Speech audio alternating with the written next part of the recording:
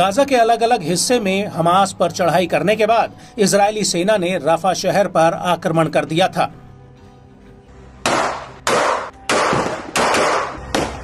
रफा Gaza के भीतर इकलौता ऐसा शहर था जहां पर 10 लाख से ज्यादा लोगों ने शरण ले रखी थी और रफा पर हमला करने को लेकर अमेरिकी राष्ट्रपति जो बाइडेन ने पीएम नेतन्याहू को चेतावनी दी थी कि रफा पर हमला करना इजराइल के लिए बहुत महंगा पड़ सकता है। लेकिन नेतन्याहू ने बाइडेन की एक नहीं सुनी और रफा पर हमला कर दिया।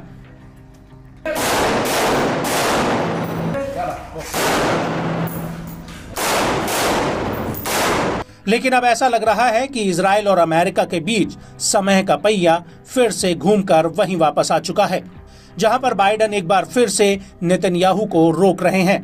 लेकिन इस बार जगह रफा नहीं बल्कि लेबनान है, जहां से हिजबुल्लाह लगातार उत्तरी इजराइल को दहला रहा है और यही वजह है कि आईडीएफ हिजबुल्लाह के खिलाफ पूर्ण युद्ध छेड़ सकती है। लेकिन सवाल ये उठता है कि क्या इजराइल हिजबुल्लाह के साथ जंग लड़ने की हालत में है? तो आपको बता दें कि हिजबुल्लाह पर हमला करना आईडीएफ के लिए इतना आसान नहीं होगा।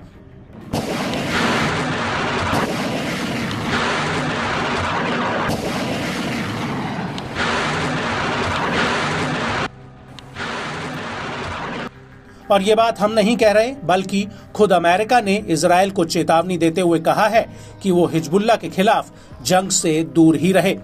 लेकिन बड़ा सवाल ये है कि आखिर अमेरिका ने ऐसा कहा क्यों है? तो आपको बता दें कि अमेरिकी अधिकारियों का कहना है कि अगर इजराइल हिजबुल्लाह से जंग लड़ता है तो उसका एयर डिफेंस सिस्टम आयरन डोम पूरी तरह से धराशायी हो सकता है, क्योंकि हिजबुल्लाह के पास ड्रोन, मिसाइलों और रॉकेटों का एक बड़ा जखीरा है। अमेरिकी अधिकारियों का कहना है कि मौजूदा समय में हिजबुल्लाह एक ही दिन में 3000 मिसाइलें इजराइल पर दाग सकता है और ऐसे हालातों में इजराइल का एयर डिफेंस सिस्टम एक साथ इतनी मिसाइलों के आगे टिक नहीं पाएगा।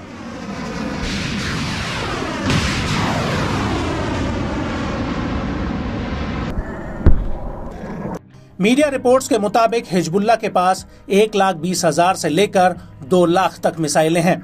वहीं हिजबुल्लाह के प्रमुख हसन नसरल्लाह का कहना है कि उनके पास 1 लाख से ज्यादा शस्त्र लड़ाके हैं, जिनके पास सीरिया में लड़ने का एक लंबा अनुभव है।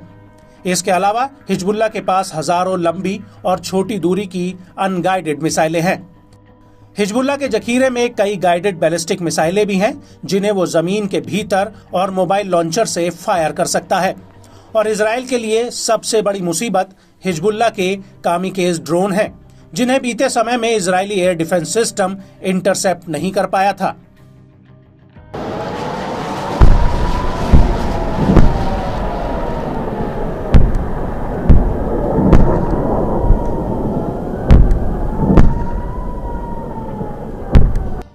इसके अलावा रिचमंड यूनिवर्सिटी के इंस्टीट्यूट फॉर काउंटर टेररिज्म की 3 साल तक चली एक रिसर्च में हिजबुल्लाह को लेकर कई बड़े खुलासे हुए हैं और इसी संस्था की रिसर्च में पता चला है कि हिजबुल्लाह एक दिन के भीतर 3000 मिसाइलें फायर कर सकता है और ऐसा वो करीब 4 हफ्तों तक कर सकता है, जिसका सबसे बड़ा टारगेट इजराइल के एयर डिफेंस सिस्टम को धराशायी करना है। अमेरिका के think tank centre for strategic and international studies का कहना है कि हिजबुल्लाह की रॉकेट और मिसाइल क्षमताओं का पता लगाकर उन्हें नष्ट करना एक बहुत बड़ा टोही अटैक मिशन होगा। इसके अलावा अमेरिकी थिंक टैंक की रिसर्च में ये भी पता चला है कि हिजबुल्लाह इजराइल की घनी आबादी वाले इलाकों पर हमला कर सकता है, क्योंकि उसके पास कई लंबी और कम दूरी पर हमला करने वाली मिसाइलें हैं और इजराइल के लिए सबसे बड़ी चुनौती हिजबुल्लाह की आने वाली मिसाइलों की संख्या होगी, जिन्हें जानबूझकर इजराइल के एयर डिफेंस सिस्टम को नष्ट करने के लिए बनाया गया है।